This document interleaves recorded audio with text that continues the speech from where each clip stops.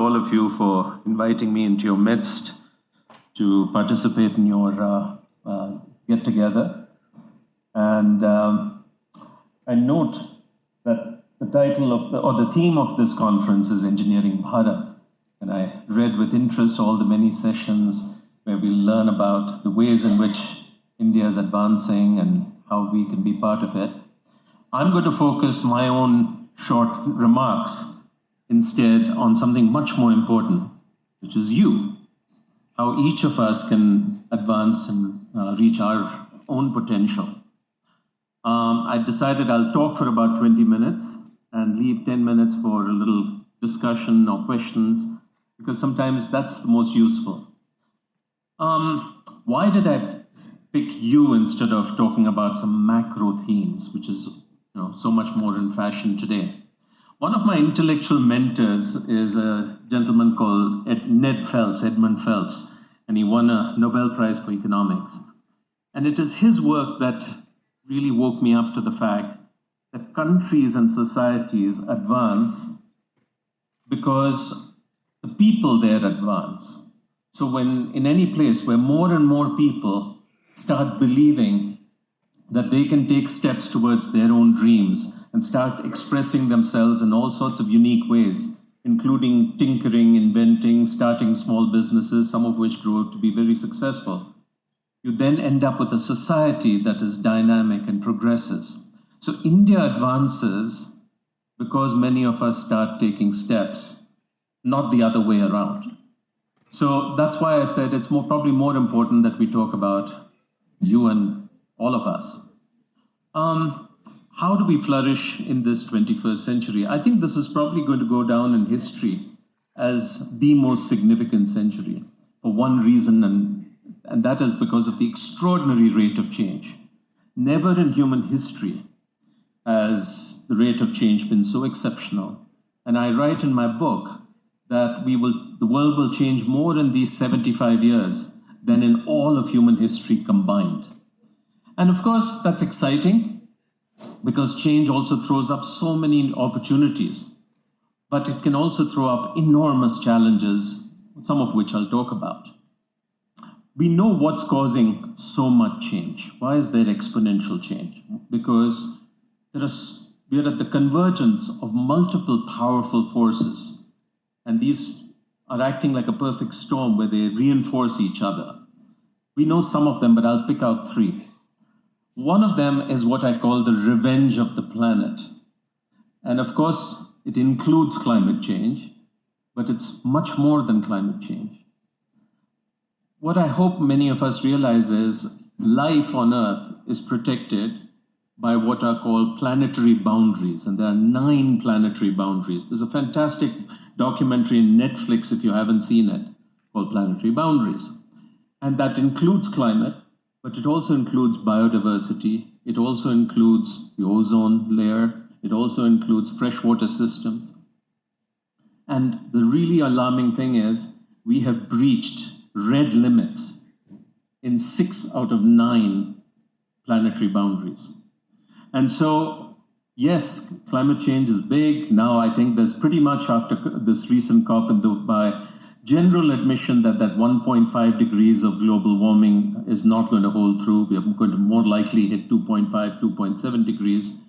And so these changes are going to profoundly impact not just other people, but every one of our lives. The second big force is, of course, technology. And I know we're a room full of engineers, and so we like to celebrate all technological advances because they throw up opportunities for us, particularly things like AI. But all of these, particularly AI and gene editing, are like nuclear energy. They have potential for extreme good and extreme bad. And whether it ends up being net good or net bad depends a lot on many of us. So the great scientist E.O. Wilson said, look, the problem with modern humans is we have the emotions of primates, medieval institutions, but godlike technology. So technology has advanced to the point where we no longer know how to manage and control it. And so that's the big worry with these kinds of things, like AI. But we know they're unstoppable. And so the question, it's, we really do have to figure out how to make it a tailwind. The final thing I'll talk about is the fact that we're living in what is called a post-truth society. In a post-truth society, more and more people, including and perhaps especially smart, educated, highly accomplished individuals like all of us, stop caring about evidence, facts, and data, and start believing in stories. So we believe whatever we wish to. And as more and more of us start falling into that mode, it makes us very vulnerable. It makes us easy to manipulate by gifted storytellers, particularly religious leaders, politicians, influencers using social media, and so on. And if you want a vivid example of this, you just have to watch the progress of the US elections, where former President Trump, despite all his misdemeanors, many court cases, convictions, continues to be ever more popular. Okay? So this is a perfect example of a post-truth society. And one of the challenges of a post-truth society is we become more and more polarized based on which story we believe in. We end up living in, Satish, what you and I were talking about, echo chambers. We listen only to people like us, and social media goes on amplifying the very same ideas. And so what happens is trust in institutions and thoughtful people breaks down, and we can't come together to solve problems at the time when we most need to. So that all these issues going on in the world, and the net result is a lot of people gradually start feeling anxious, overwhelmed, angry, confused, and depressed, which is why I wrote my book, which is called What the Heck Do I Do With My Life? Because I keep hearing this question. I hear it from people who are 15 years old. I hear it from people who are mid-career. I hear it in people who are approaching 50, and those who are 65. So the question is the same, the context and the answers are obviously different. And so in my book, I decided to explore when the rate of change is so extreme and extraordinary, how do you actually make sense of things? How do you flourish? And very broadly, I make a few assertions. One is, if everything is moving fast, then you need some anchors that don't move, that you can hold on to. I once read a famous an interview with Jeff Bezos of Amazon. So he said, somebody asked him, Jeff, what are the big changes that are going to transform the future and that you're betting on as Amazon? He says, we don't know the future, so I bet on the things that won't change. Okay? One of the things that won't change is customers are going to always look for friction-free commerce and value, the best deal. So Amazon is built on things that won't change rather than the things that will change. And so that's a very, very good lesson for all of us. What we need to figure out, what are our anchors? And the anchors are things like your own belief, your closest and most important relationships, your own identity, your faith, these sorts of things. And most of all, I say, look, start becoming intentional about your choices rather than just allowing decisions to happen by default. What do I mean? Decisions such as, where do I live? I think it's going to make a material difference whether you choose to live in a city like Bangalore or somewhere else. Who do you spend time with? Who do you hang out with? There's this quote that says, the 5 people you spend the most time with have the greatest influence on your thinking and the way opportunities show up. Who do you trust? Where do you get your information from? What do you choose to believe? How do you define success? And therefore, what do you do? These should be the products and outcomes of intentional choices rather than just by default. And most of all, succeeding in the 21st century is going to take a very different mindset, set of skills and approaches than what has worked for most of us in the past 50 years. And so here I want to unpack just 3 ideas to get you thinking. You don't have to agree, but I have one simple objective: get you started thinking about these issues if you aren't already. And the first one is about the changing nature of work. Now, it turns out work is profoundly important to our well-being. And actually, the money or income is like the least of it. Work also provides us with so many more things. For instance, it provides us with identity. Who are you? And we obviously start out by saying, well, I'm a software architect, I'm a manager, I'm an engineer here. The gentleman there was talking about building projects and CSR. So we identify with our work. Some of our closest friends are those we work with. We learn and progress in life through the work we do. We get the joy of satisfaction of accomplishing things through work. So work is very important for our mental health, not just because of income. And here's the problem. Most of us have counted on stable jobs and stable careers to provide all this. How many of you are in a job, employment, as opposed to being self-employed or an entrepreneur? Jobs. Wow, this is an unusual group. It's just about half. Well, for you, I have one message, which is the idea of a stable job leading to stable careers is a very 20th century artifact. It's becoming obsolete, and it'll actually be relevant to fewer and fewer of us as time goes on. And there's a set of reasons why I say this. In fact, I go on to say that a job is the riskiest thing you can do. And why do I say that? Well, first of all, because we've done such a fantastic job educating people, we have many, many more people chasing fewer and fewer jobs. Okay? And that is only going to increase with things like AI.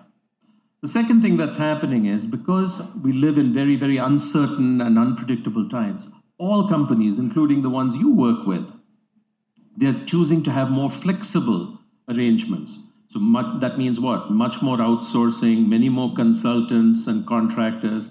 And the core permanent employee base is actually relatively small and shrinking. In Maruti, for instance, it's about 80% contract workers. Okay? So that's another one. The third thing is, of course, the normal ups and downs, which are becoming more and more frequent. So you can be a star performer in Google or Infosys, and bang, next thing you know, there's a layoff, a reorg, your job's gone. Or you get a new manager, and you and she don't get along, and she's not going to move. So one of you has to, and that's likely you. Okay, these sorts of things happen. Age. I see a lot of people like me with silver hair, and more, or no hair. Yes, thank you. So, so more and more of us are living well into our 80s, well into our 90s. So the idea of retiring at 60 and playing with grandkids no longer works, because the grandkids are going to get bored and grow up by the time, you're ready to call it a day. So we want to work well into our 70s or even 80s. My father-in-law, bless him, he used to go and teach at XIME at 91. He stopped only when his hearing went out. And that was when the decline began. But this desire of us to be productive and adding value collides.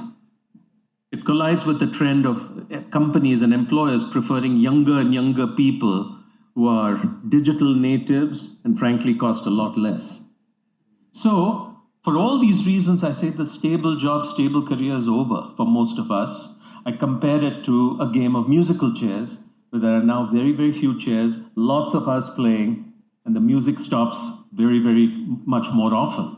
So the chances of suddenly being caught out are quite high. And so the antidote to all this is get on and as fast as possible, find a way to be self-employed, if not an entrepreneur. Fortunately, half of you are already there. But for the rest of us, let's get going. With this is another idea, and that idea is that of a portfolio life.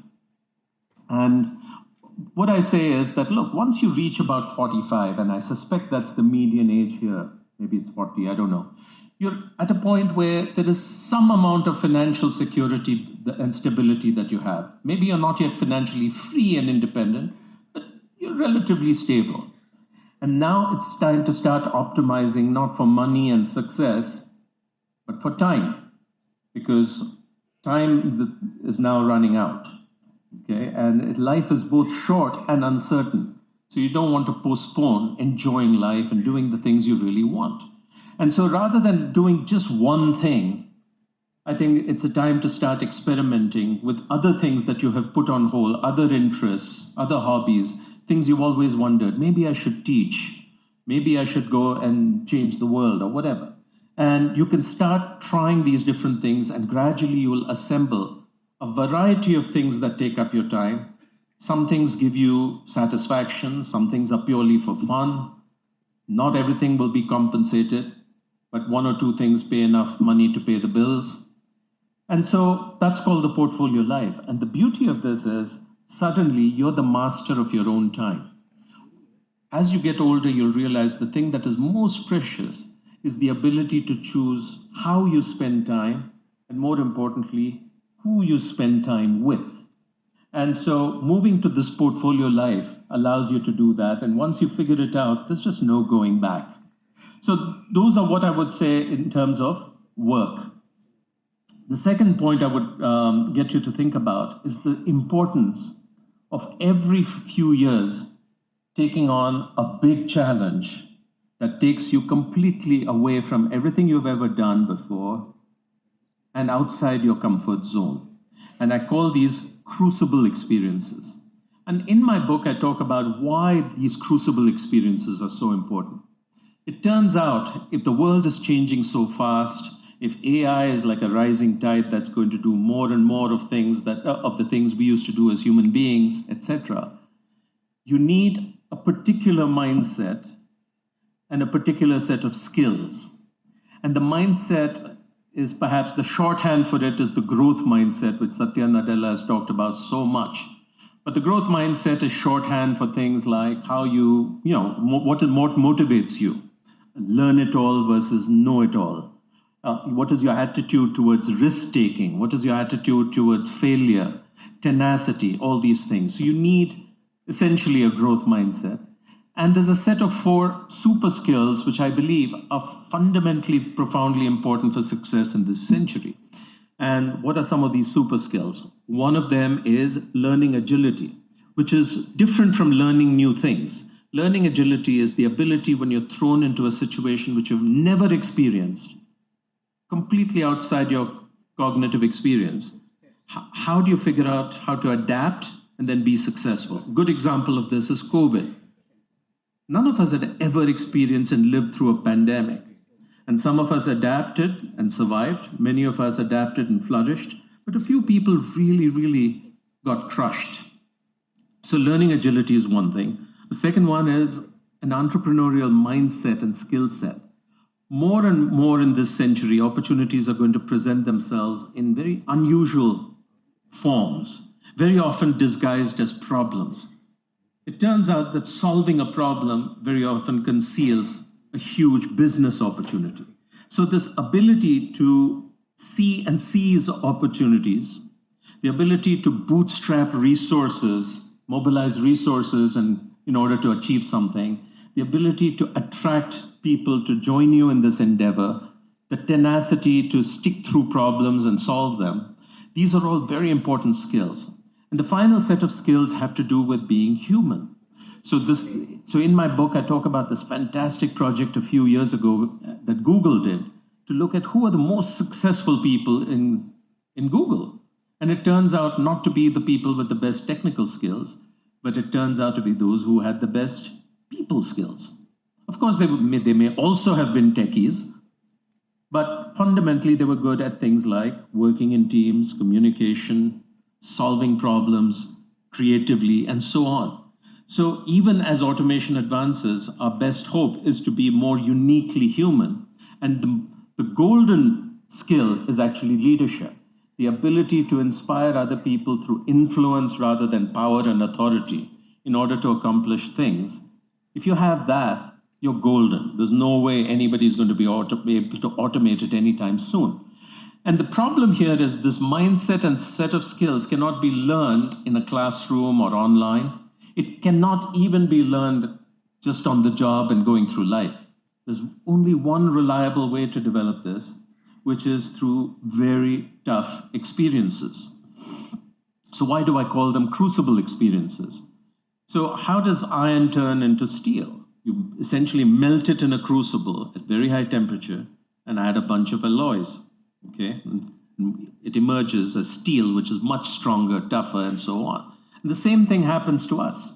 If you look back at your own life, 30, 40, 50 years, whatever it is, you will find that it wasn't a linear progression. In your life, there were moments when you went through profound leaps. And usually, those leaps happen when you had to take on some big challenge and make a success of it. Sometimes life throws us into these crucibles.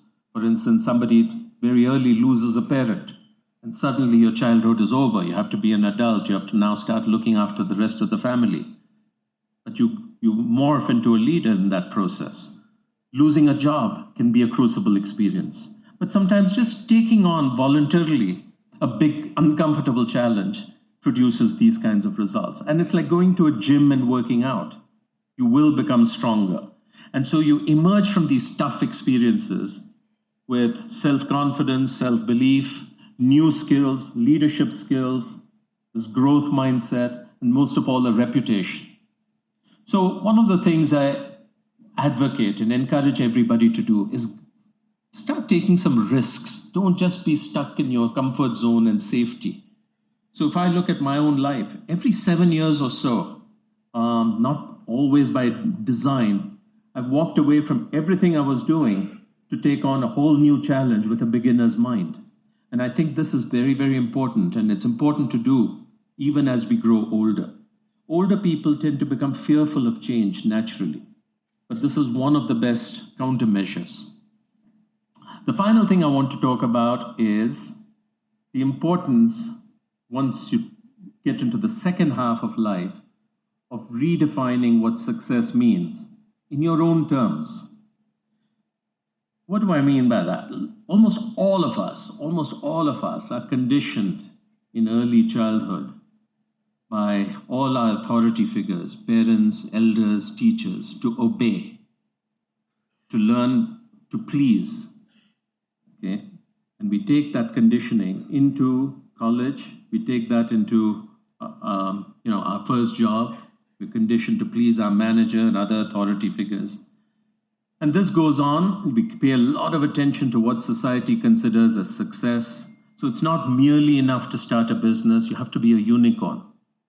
Okay? It's not enough to have a good life. No, you have to be an influencer. You have to be in row 1 of the Economic Time Awards, or whatever it is. We start paying attention to these cues, and that's what becomes success. Unfortunately, not everybody is destined to achieve these thresholds. And so by the time you turn 40, 45, which I sense some of you are either there or soon will be there, you end up saying, wow, this is not how I thought life would turn out.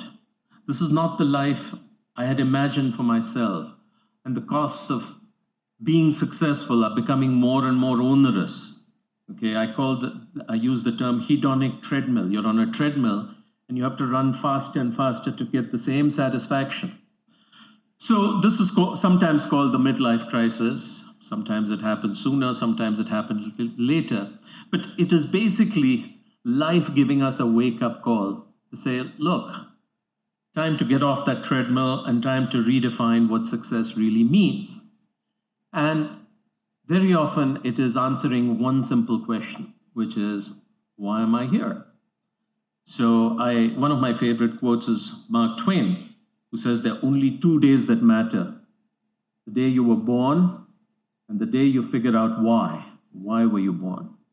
And so answering the second question, why am I here? Why was I born? Is really the quest or the journey of the second half of one's life. Some people know it. Okay, they just know it. Most of us are not so lucky. We have to find and search for that answer, and I was one of those. So I started feeling this call when I was about 45, and by 47, there were no answers. It turns out you can't answer this question just sitting in your house or going to a forest and contemplating. That's not how the answer comes.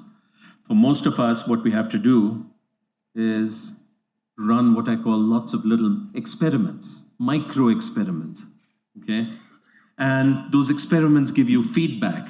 And if you follow the science, you eventually find your way to the answer. So I decided at the bold age of 47 to leave Microsoft. I had no other plan, no job offer, no clue what I wanted to do next. But I said, let me go do these micro experiments and maybe it'll lead me somewhere. And it did. It's pretty scary, I can tell you that.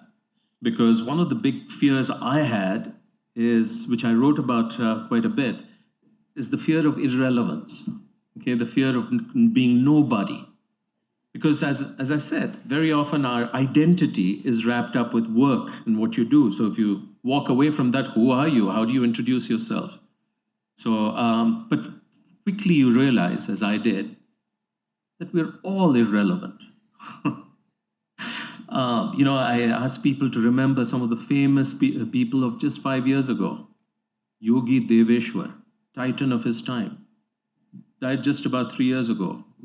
Who remembers? Most of you are looking puzzled. Who was this yogi? Okay. Who's Chanda Kochar?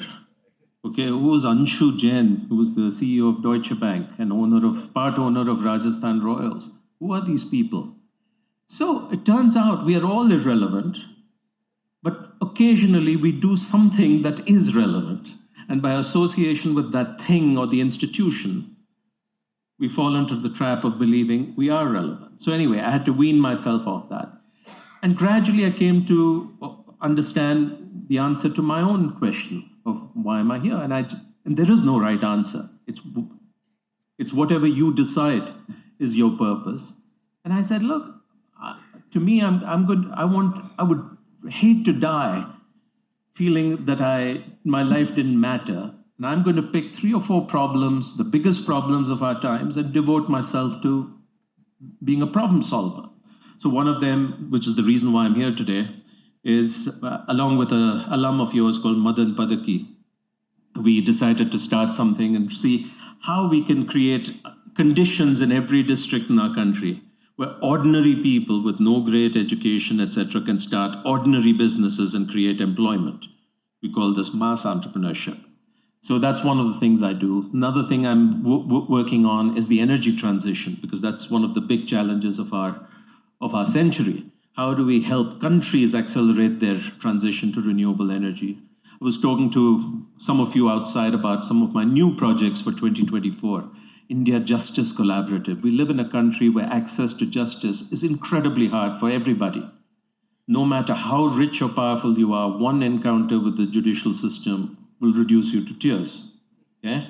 So how do we make that better? How do we bring together organizations that are working on different aspects of this problem and do this at scale with intensity? So I'm under no illusion that we're going to solve all these problems or that I am going to change the world. But as Gandhiji says, you want to be part of the change you wish to see in the world, and you feel better about yourself. And so that's why I'm doing it. So I would encourage all of you to think about what is the greatest problem of our times that you care about, and what are you doing about it, okay? So let me pause here. I want the last slide, I want to end with this quote by another intellectual guru called Jim March of Stanford. It basically talks about, look, all our aspirations for importance, for relevance, these are all illusions of the ignorant. We're all extremely minor and transient blips. But what does make a difference is whether in our time on earth we walk gently and find a way to take our unique gifts and make the world and leave the world more beautiful. So I'll leave you with that thought and see if we have interest in time. Questions? Yeah, go ahead. So what are these experiments that you talk about? What are these experiments he talked about? I actually was very, very struck in that time. I finally read Gandhiji's My Experiments with Truth. And what did he do? He decided, without calling them that, a bunch of things that made him clearer about his values, his beliefs, his purpose. And that included walking across India, his experiments with turning non-vegetarian and becoming vegetarian again, and therefore ahimsa becomes a core value of his, etc. And so I said, look, I'm going to try a similar experiment. So I said, well, I've always thought about teaching, and in fact, I'm a very good teacher. So I started teaching Italian language. And then I realized, I enjoy teaching, but more as a hobby. I don't think I can do this day in and day out and grade papers and exams and do all that. But I learned something about myself. Then I said, oh, this was 2012. So startup frenzy was beginning. I had to have my own startup. So I got hold of some of my colleagues from Microsoft, and we decided to start a business that would sell SaaS solutions to SMEs. And I got funded. My funder was no one other than Narayan Murthy. But then he said, before I signed the check, you remember, it's your neck on the block. When some problem happens, your phone is going to ring. Are you ready for that? That question caused me to think. I said, look, why am I doing this? Is it because I'm passionate about it? Or is it because a herd is thundering down this direction and I'm feeling left out? And I realized, no, that's really not what I'm excited about. So fortunately, I stopped before I started.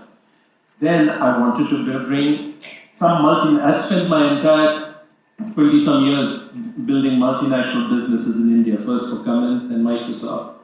But I said, I don't want to do this as an employee. Can I bring some company into India, but as a partner? And at that time, Amazon was not yet in India, and we knew they needed an Indian partner because of the regulations around retail. So I said, let me do that. So I went to Mr. Murthy in those days and said, let's go meet Amazon. We did. Then nothing happened for a while, and about 9 months later, he called me and said, thank you for that introduction. We are investing with Amazon. So I had no role. Okay. So I'm pointing out there were many experiments I tried which didn't succeed, but some of them did. So what did succeed was my experiments in the social sector. I started something called Social Venture Partners, which is to take people like us who are reaching a certain point where you're feeling successful, now you want to give back.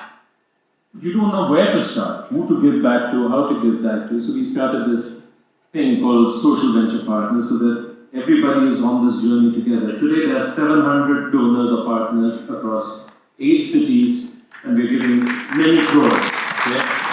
That got me excited.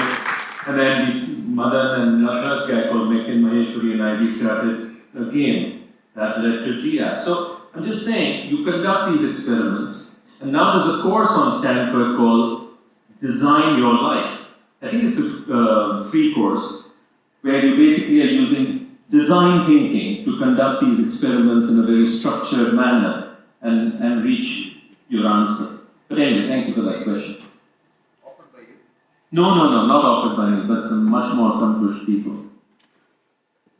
Yes. There are 2-3 questions, so I'll just take all of them and then answer it because I'm sure we're going to run out of time. Please. Hello, sir. Yeah, you're audible. Hello, sir. Myself Rahul. I recently graduated from NITK as a civil engineer. And after graduating, I realized that I had from college only, I had a very good interest in entrepreneurship. So along with the main job, I started working as for a startup as just in my interest. So that developed more. So then I was in a state that how should I start up? So how should I go about starting something of my own? So I would ask you, my question is if I want to move ahead in the entrepreneurship journey, which path should I take? One is joining a B school and learn business, or starting something of my own which I have, which I does not have any idea of it.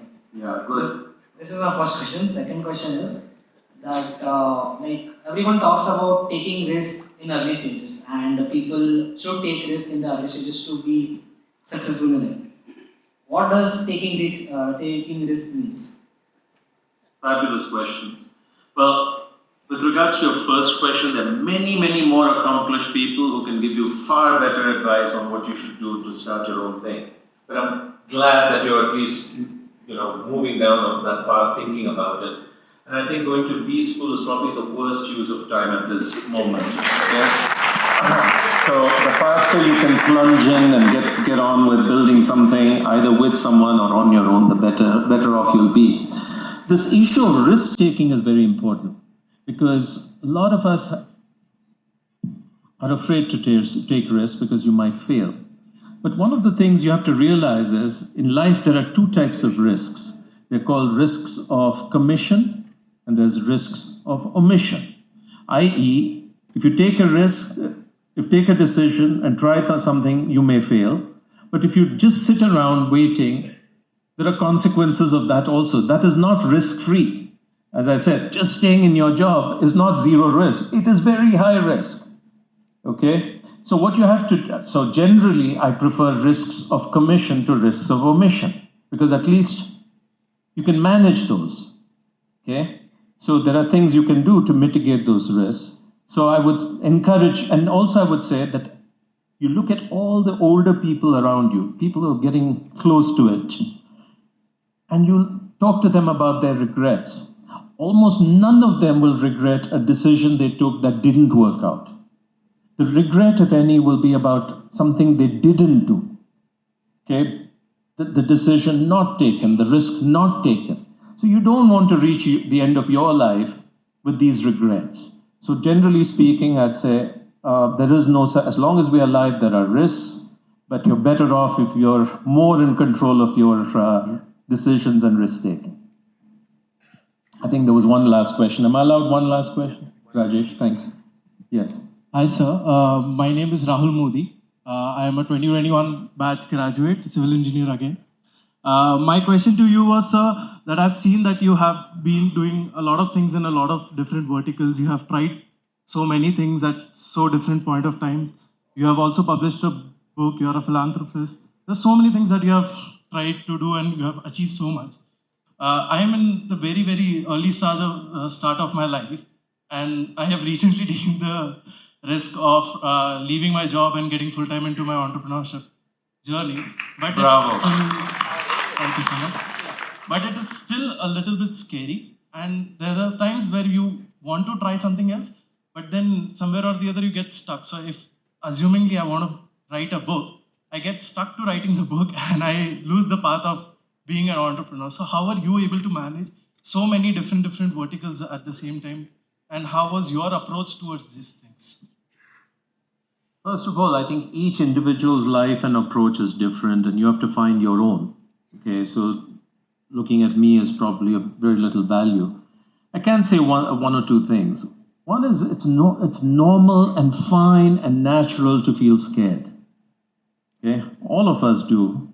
It's a very, primal condition of, probably when we were hanging from trees and whatnot.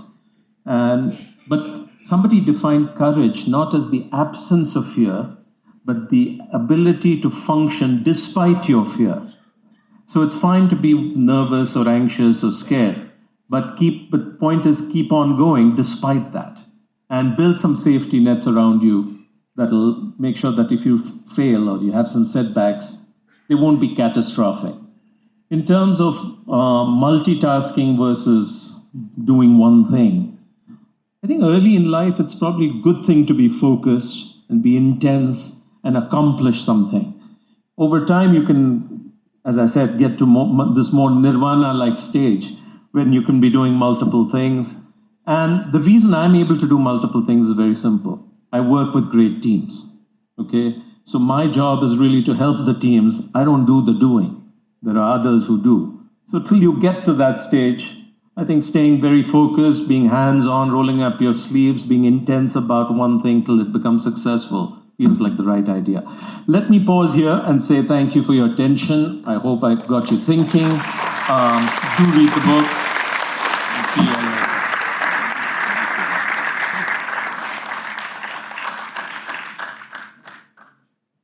Thank you very much, Mr. Ravi Venkatesan. I'm sure you will have some time and maybe some questions offline. Kindly go ahead.